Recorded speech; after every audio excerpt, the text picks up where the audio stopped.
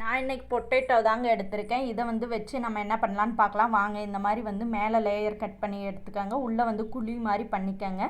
ஒரு லேயர் விட்டுருங்க. நல்லா ஸ்பூன் வச்சு சுரண்டி எடுத்துருங்க.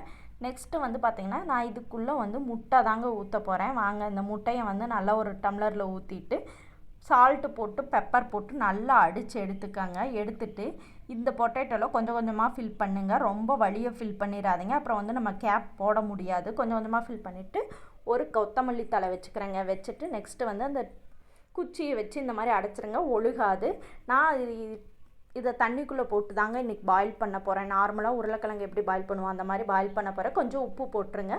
சூப்பராக வெந்து வந்துருச்சுங்க. எந்த ஒழுகும் இல்லை. எல்லாம் நல்லாவே வெந்து வந்துருந்துச்சு. கட் பண்ணி பார்ப்போம் வாங்க எப்படி இருக்குன்னு டேஸ்ட்டு. கட் பண்ணி பார்த்தாவும் உள்ளேயும் ஃபுல்லாக நல்லா பாயில் ஆகி வந்துருந்துச்சுங்க. டேஸ்ட்டும் சூப்பராகவே இருந்துச்சு. உருளைக்கிழங்கு எக்கு